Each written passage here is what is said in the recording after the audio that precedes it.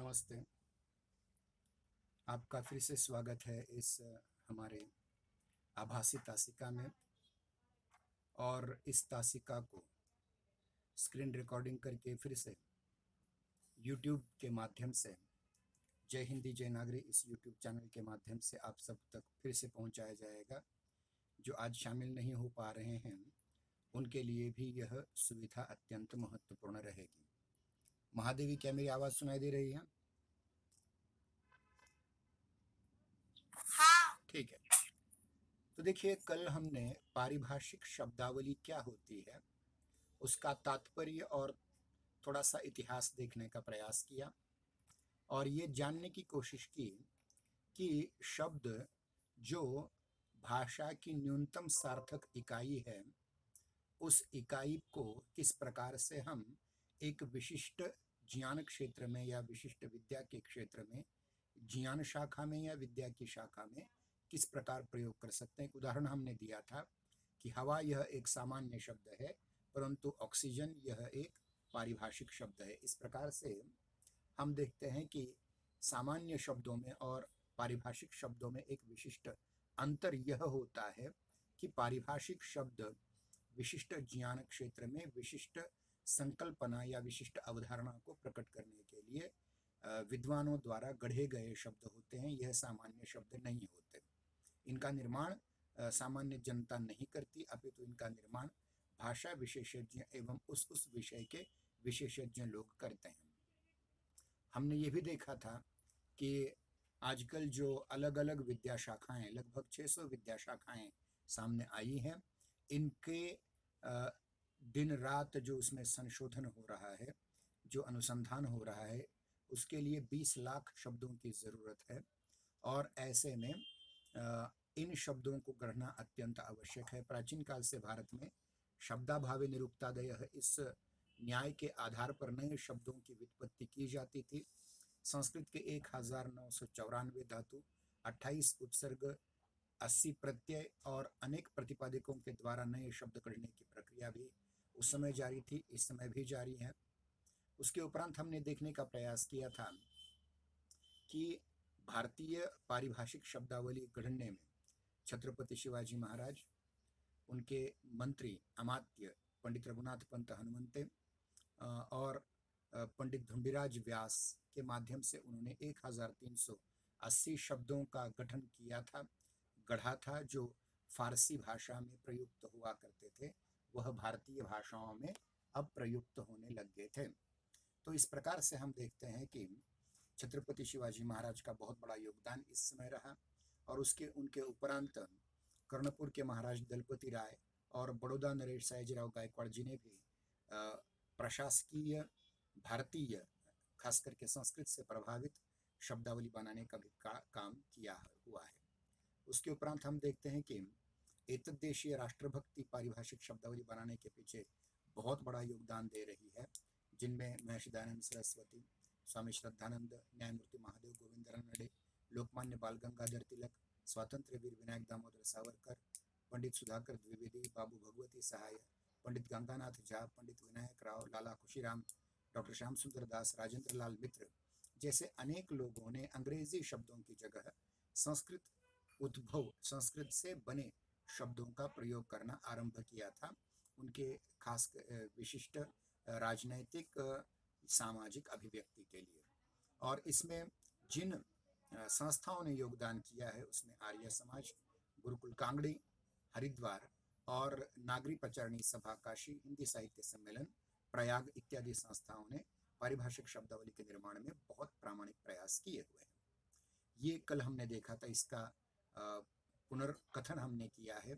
आज हम जिस भाग को आरंभ करने जा रहे हैं वह है पारिभाषिक शब्द की परिभाषा।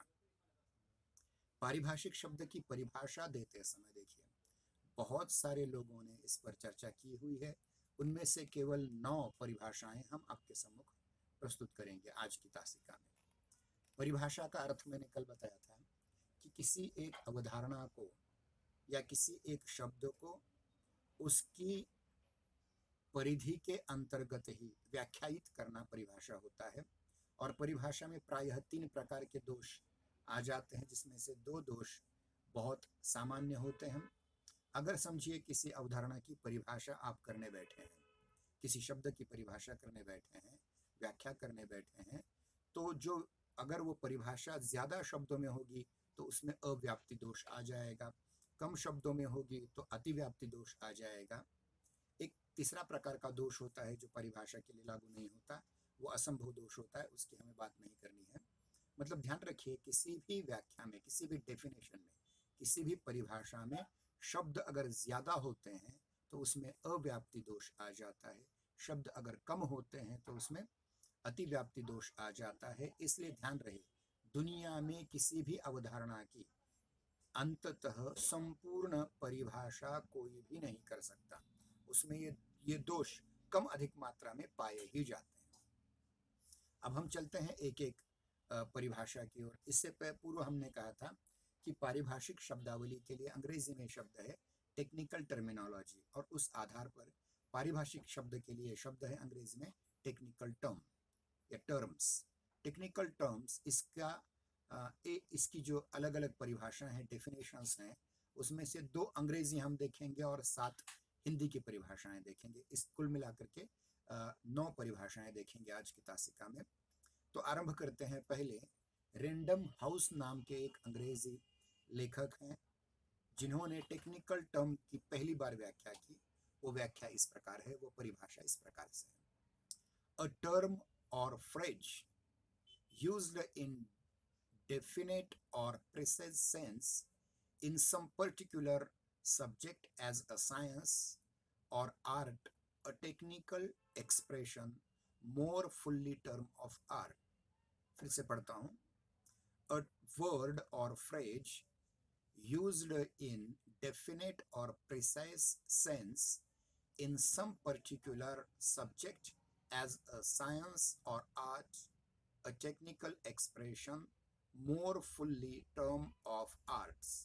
अर्थात देखिए, रैंडम हाउस की जो अंग्रेजी परिभाषा है, डेफिनेशन है, उसको हिंदी में भी परिवर्तित करने का हम प्रयास करेंगे। वह है, देखिए कि रैंडम हाउस के अनुसार विशिष्ट विषय जैसे विज्ञान अथवा कला विषय की तकनीकी अभिव्यक्ति के लिए निश्चित तथा विशिष्ट अर्थ में प्रयुक्त एक शब्द अधिकांशतः कला का शब्द पारिभाषिक शब्द कहलाता है। फिर से पढ़ता हूं, ध्यान दें।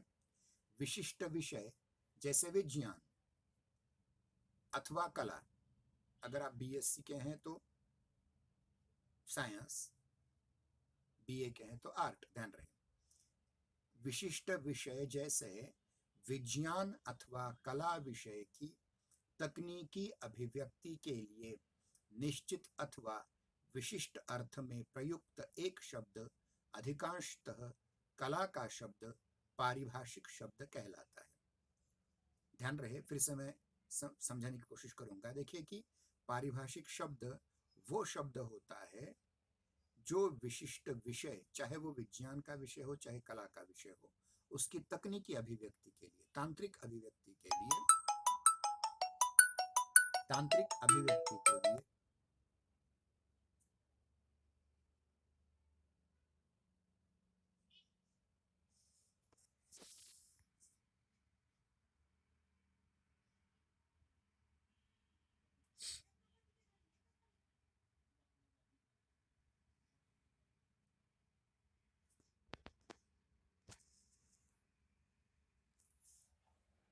बीच में कॉल आया था, ठीक है, छोड़ दो। तांत्रिक अभिव्यक्ति के लिए निश्चित अथवा विशिष्ट अर्थ में, यानी कोई एक शब्द जो तकनीकी जानकारी प्रदान करता है, चाहे वो कला के बारे में हो चाहे विज्ञान के बारे में हो, उस शब्द को पारिभाषिक शब्द कहते हैं।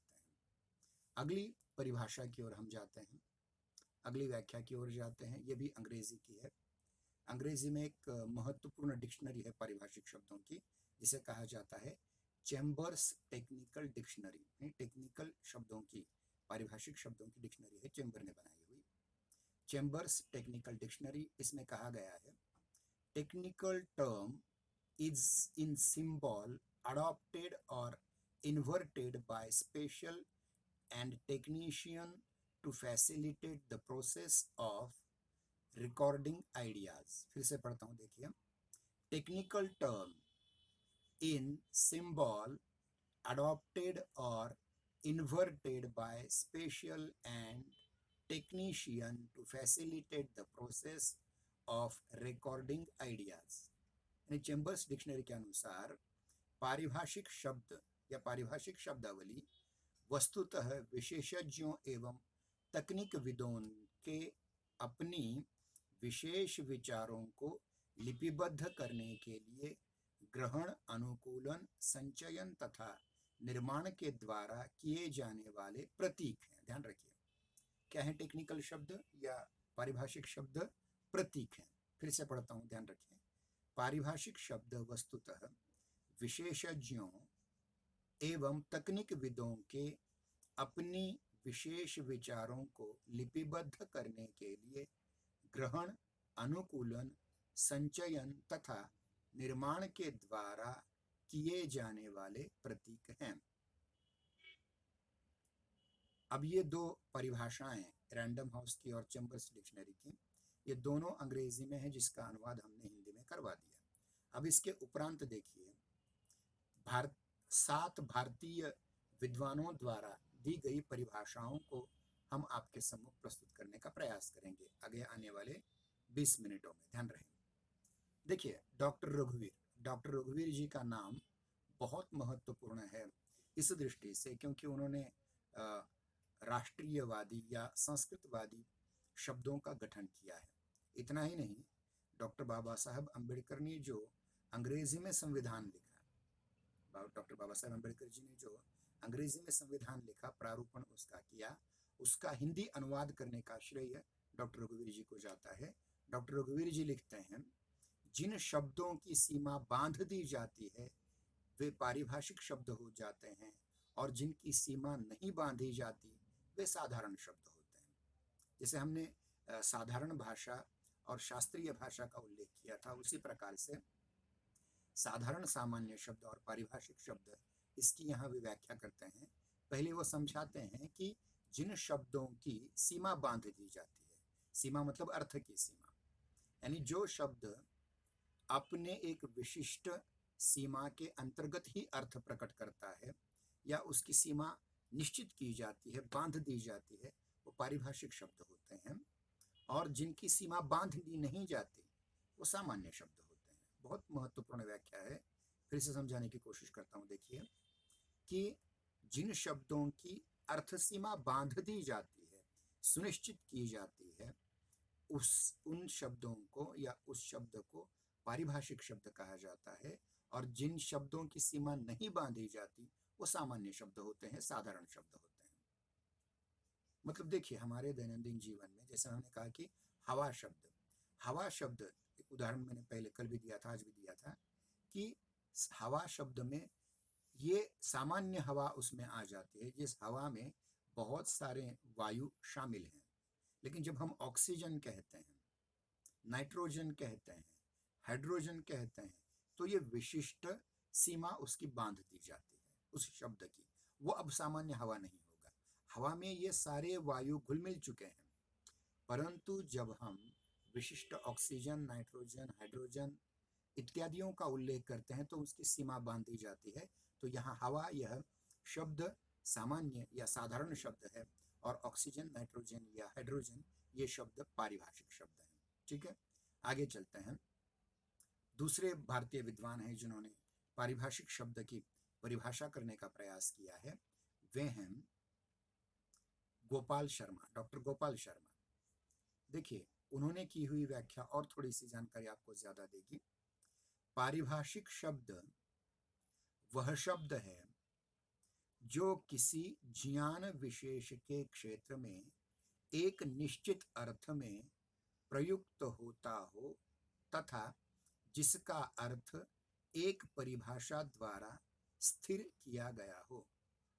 क्या है, ध्यान रखिए, पारिभाषिक शब्द वह शब्द है जो किसी ज्ञान विशेष के क्षेत्र में निश्चित अर्थ में, पक्के अर्थ में, उसी निश्चित अर्थ में प्रयुक्त होता हो तथा जिसका अर्थ एक परिभाषा द्वारा स्थिर किया गया हो, निर्धारित किया गया हो। ध्यान रहे, यहाँ ध्यान रखिए कि सामान्य शब्द की बात नहीं की, सामान्य शब्द ही, परंतु वह अगर विशिष्ट ज्ञान के क्षेत्र में प्रयुक्त होता है और जो एक विशिष्ट अर्थ का ही प्रतिपादन करता है, ऐसा शब्द पारिभाषिक शब्द होता है। और जिसका अर्थ एक परिभाषा के द्वारा, एक डेफिनेशन के द्वारा, एक व्याख्या के द्वारा सुनिश्चित या स्थिर किया जाता है, उसको पारिभाषिक शब्द कहा जाता है। मैं फिर से कह रहा हूं, ध्यान रखिए। डॉक्टर गोपाल शर्मा के अनुसार पारिभाषिक शब्द वह शब्द है जो किसी ज्ञान विशेष के क्षेत्र में एक निश्चित अर्थ में प्रयुक्त होता हो तथा जिसका अर्थ एक परिभाषा के द्वारा स्थिर किया गया हो। अगले हिंदी विद्वान है डॉक्टर सूर्यभान सिंह। मेरे ख्याल से सूर्यभान सिंह जी अटल बिहारी वाजपेयी जी के मंत्रिमंडल में एक बहुत बड़े पोस्ट मंत्री थे। वे भारतीय शब्दावली आयोग के अध्यक्ष भी रहे थे, पारिभाषिक शब्दावली के अध्यक्ष भी रहे थे। उन्होंने भी पारिभाषिक शब्द का अर्थ बताने की कोशिश की है। देखिए, वे कहते हैं पारिभाषिक शब्द अभिधार्थ में ही ग्रहण किए जाते हैं, लक्ष्यार्थ या व्यंग्यार्थ में नहीं। ध्यान रहे, क्या कहा है यहाँ? पारिभाषिक शब्द अभिधार्थ में ही ग्रहण किए जाते हैं, लक्ष्यार्थ या व्यंग्यार्थ नहीं। अब यहाँ तीनों शब्द आप पहले समझने पड़ेंगे आपको। अभिधार्थ क्या होता है, लक्ष्यार्थ क्या होता है और व्यंग्यार्थ क्या होता है। ध्यान रहे, साहित्य शास्त्र में 4 प्रकार की शब्द शक्तियां होती हैं। साहित्य शास्त्र में 4 प्रकार की शब्द शक्तियां होती हैं। पहली है अभिधा, दूसरी लक्षणा, तीसरी व्यंजना और चौथी तात्पर्य। इसमें से तात्पर्य केवल आध्यात्मिक साहित्य के लिए प्रयुक्त होती है, और जो 3 हैं अभिधा, लक्षणा और व्यंजना, ये तीनों साहित्य के लिए, सर्वसामान्य साहित्य के लिए, नाटक, उपन्यास, कहानी इत्यादि साहित्य के लिए प्रयुक्त होते हैं। अब देखिए, इसमें अभिधा शब्द शक्ति क्या होती है? अभिधा शब्द शक्ति वह शब्द शक्ति होती है जो शब्द को पढ़ने के उपरांत अपना शब्दकोशगत अर्थ बता दे। यानी शब्दकोश मतलब डिक्शनरी अर्थ या डिक्शनरी मीनिंग जो होता है। अब समझिए, एक शब्द हमारे सामने आता है घोड़ा। अब घोड़ा शब्द से आप एक विशिष्ट प्राणी की कल्पना करते हैं, या गधा शब्द से एक विशिष्ट प्राणी की कल्पना करते हैं जो आपको एक उसका शब्दकोशगत या डिक्शनरी मीनिंग आपको बता देगा। तो ये हुआ एक विशिष्ट प्राणी के बारे में। अगर आपने कह दिया शब्द है आकाश, तो उसका आकाश का डिक्शनरी मीनिंग आपको पता चल जाएगा। धरती ये शब्द है, आग यह शब्द है, या अग्नि शब्द है। तो इन सारे शब्दों से आपने बचपन से जो शब्दकोश में पढ़े हुए हैं उसके अर्थ आपको पता चल जाएंगे। इसे कहा जाता है अभिधार्थ। क्या कहा जाता है? अभिधार्थ या वाच्य अर्थ या वाचक अर्थ। यानी पहले पढ़ने पर आपको साधारण कोई अगर वाक्य दे दिया तो उस वाक्य में जो अलग अलग शब्द होते हैं, चाहे वो कर्ता हो, कर्म हो, क्रिया हो, चाहे विशेषण हो, क्रिया विशेषण हो, या कोई भी अन्य शब्द हो, तो उसको पहले हम पहली बार पढ़ने पर उसका डिक्शनरी मीनिंग समझने का प्रयास करते हैं, उसका शब्दकोशगत अर्थ समझने का प्रयास करते हैं। पर कभी कभी इस अर्थ में बाधा उत्पन्न हो जाती है और वह वाक्य, वह शब्द अपने मूल अर्थ को, अपने शब्दकोशगत अर्थ को, अपने डिक्शनरी मीनिंग को छोड़ करके किसी अन्य अर्थ की ओर लक्ष्य करता है, संकेत करता है, तो उसे लक्ष्यार्थ कहते हैं। उसे लक्ष्यार्थ कहते हैं। जैसे देखिए उदाहरण, आजकल बहुत सारे गधे इधर उधर घूम रहे हैं।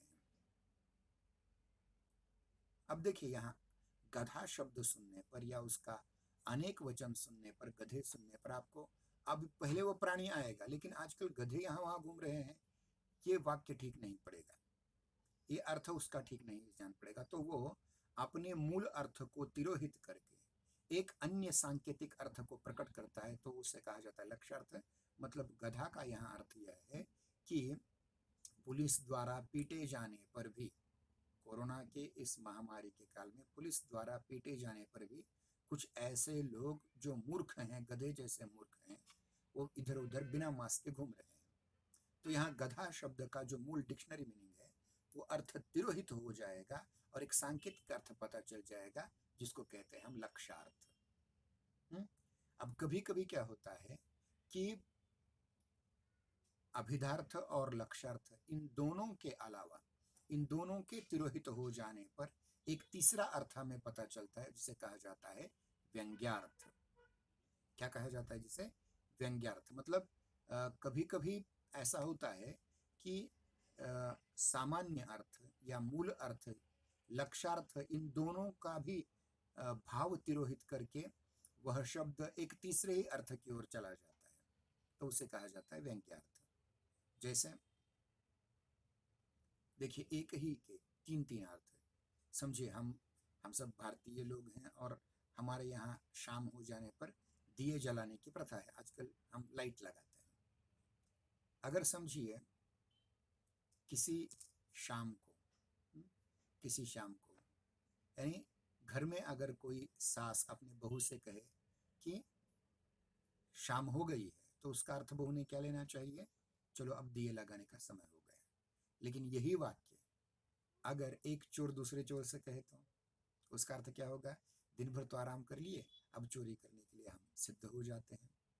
और तीसरा अर्थ ये भी लिया जा सकता है, अगर कोई एक जार दूसरे जार से कह रहा है, यानी कोई व्यभिचारी व्यक्ति है, तो वह व्यक्ति कहेगा कि दिन भर आराम कर लिए, चलो अब अपनी प्रेयसी की ओर निकल जाते हैं। तो इस प्रकार से एक ही वाक्य के तीन अर्थ बताते हैं। तो पहला अर्थ जो होता है वो डिक्शनरी मीनिंग होता है। और ध्यान रहे, व्यंग्यार्थ में कहने वाला कौन है और सुनने वाला कौन है, इस आधार पर उस वाक्य का, उस शब्द का अलग अलग अर्थ लिया जा सकता है।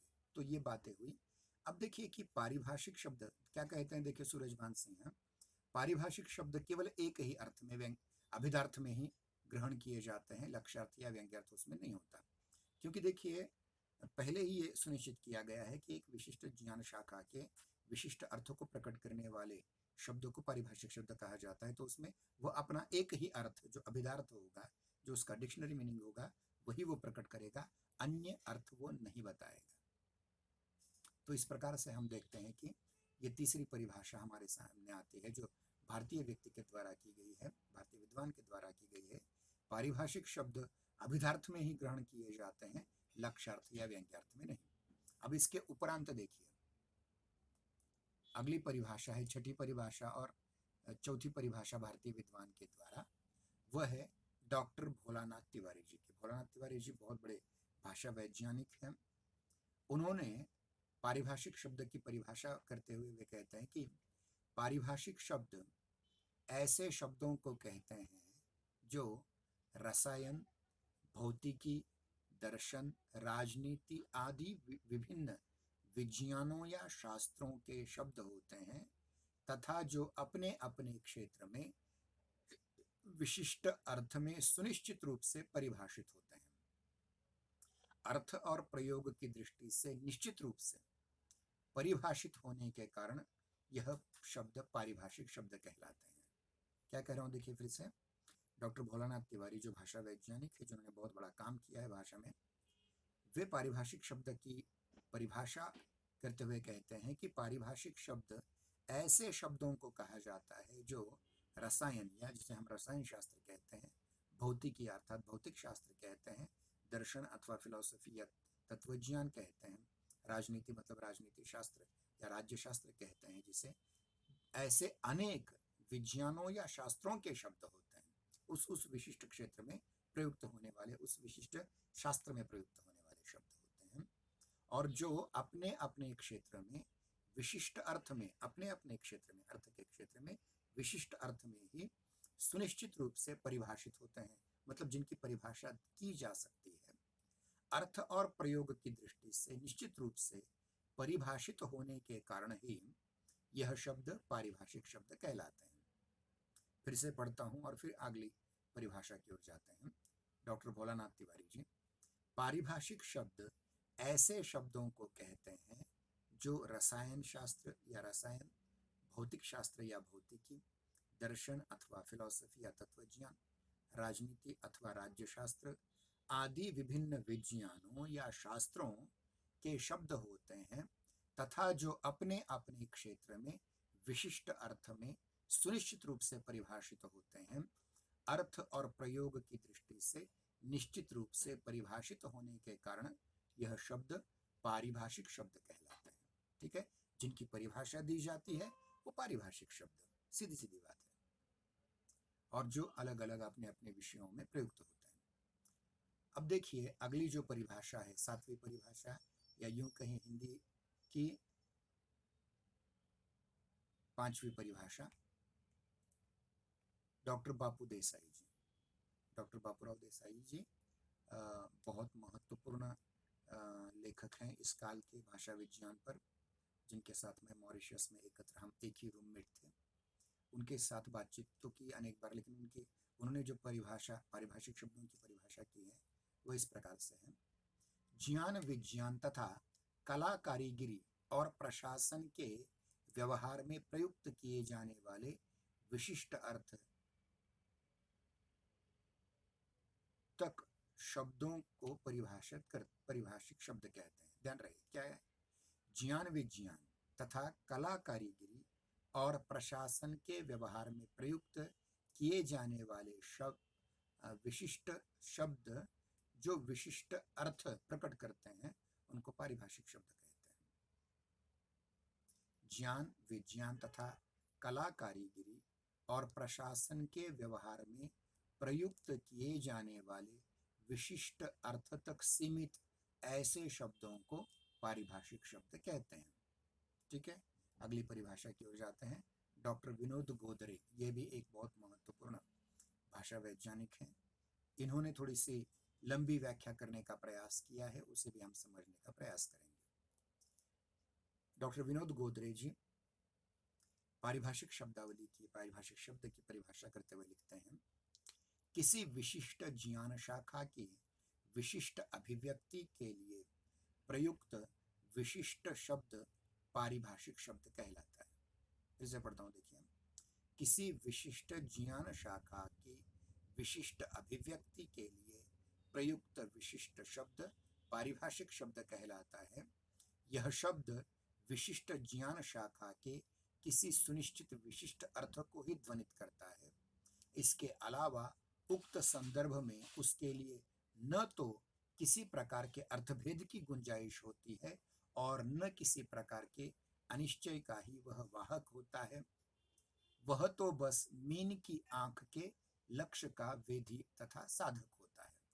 फिर से पढ़ता हूं और दो बार पढ़ेंगे और फिर मीन की आंख की कहानी आपको बताएंगे। किसी विशिष्ट ज्ञान शाखा की विशिष्ट अभिव्यक्ति के लिए प्रयुक्त विशिष्ट शब्द पारिभाषिक शब्द कहलाता है।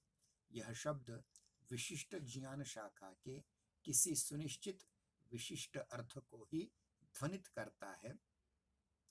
इसके अलावा उक्त संदर्भ में उसके लिए न तो किसी प्रकार के अर्थभेद की गुंजाइश होती है और न किसी प्रकार के अनिश्चय का ही वह वाहक होता है।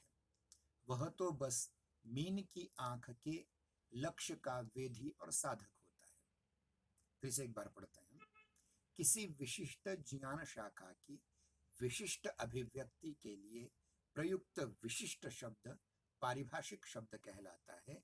यह शब्द विशिष्ट ज्ञान शाखा के किसी सुनिश्चित विशिष्ट अर्थ को ही ध्वनित करता है। इसके अलावा उक्त संदर्भ में उसके लिए न तो किसी प्रकार के अर्थ भेद की गुंजाइश होती है और न किसी प्रकार के अनिश्चय का ही वह वाहक होता है। वह तो बस मीन की आंख के लक्ष्य का वेधी तथा साधक होता है। अब देखिए, यहां मैंने बताया था आपको मीन की आंख या मछली की आंख कहानी आपको बताने की। देखिए, महाभारत में जब आचार्य द्रोण ने या द्रोणाचार्य जी ने अपने सभी छात्रों की, अपने सभी विद्यार्थियों की परीक्षा लेना चाहा, खास करके लक्ष्य वेधन या धनुर्विद्या की, तो उन्होंने सबसे पूछा, एक एक करके पूछा कि आपको क्या दिख रहा है। परीक्षा चल रही धनुर्विद्या की। सामने एक वृक्ष था और वृक्ष पर एक मेण का बनाया हुआ, मोम का बनाया हुआ एक पक्षी था। उसे देखकर उन्होंने पूछा कि आपको क्या दिख रहा है। युधिष्ठिर ने कहा कि मुझे आप दिख रहे हैं, मेरे भाई दिख रहे हैं, वृक्ष दिख रहा है, पंछी दिख रहा है, आकाश दिख रहा है, सब दिख रहा है। सभी ने ऐसा कहा। लेकिन अर्जुन की बारी जब आई तो अर्जुन ने कहा कि मुझे तो बस उस मछली की आंख दिखाई दे रही है। उसने बाण मारा और उस मछली की आंख फोड़ दी। तो इस प्रकार से इसका अर्थ यह हुआ कि आज पारिभाषिक शब्द केवल उसी प्रकार से जिस प्रकार से अर्जुन के बाण ने उस मछली की आंख का वेध लिया था, उतना ही वह प्रकट करे, उससे ज्यादा नहीं। तो इस प्रकार से यह बहुत ही महत्वपूर्ण परिभाषा आपके सम्मुख है। अब हम चलते हैं अंतिम 9वीं परिभाषा की ओर, जो हिंदी के 7वें विदुषी की परिभाषा है। डॉक्टर शशि शर्मा, महिला हैं, विदुषी हैं। पुरुष को विद्वान कहा जाता है, स्त्री को विदुषी कहा जाता है। डॉक्टर शशि शर्मा जी पारिभाषिक शब्द की परिभाषा करते हुए लिखती हैं, पारिभाषिक शब्द का सीधा सरल अर्थ है किसी ज्ञान विज्ञान की भाषा जिसका संप्रेषण ज्ञान विज्ञान के पारिभाषिक अनुशासन के अनुकूल सुनिर्धारित एवं सटीक होता है। इसीलिए पारिभाषिक शब्द के प्रयोग के समय विकल्प का अवकाश बहुत कम होता है। फिर से पढ़ता हूं, ध्यान रखें। पारिभाषिक शब्द का सीधा सरल अर्थ है किसी ज्ञान विज्ञान की भाषा जिसका संप्रेषण ज्ञान विज्ञान के पारिभाषिक अनुशासन के अनुकूल सुनिर्धारित एवं सटीक होता है। इसीलिए पारिभाषिक शब्द के प्रयोग के समय विकल्प का अवकाश बहुत कम होता है। अब यहाँ आपको 2-3 चीजें समझनी पड़ेंगी। वह है संप्रेषण। संप्रेषण का अर्थ होता है कम्युनिकेशन, बता देना या समझ लेना। एक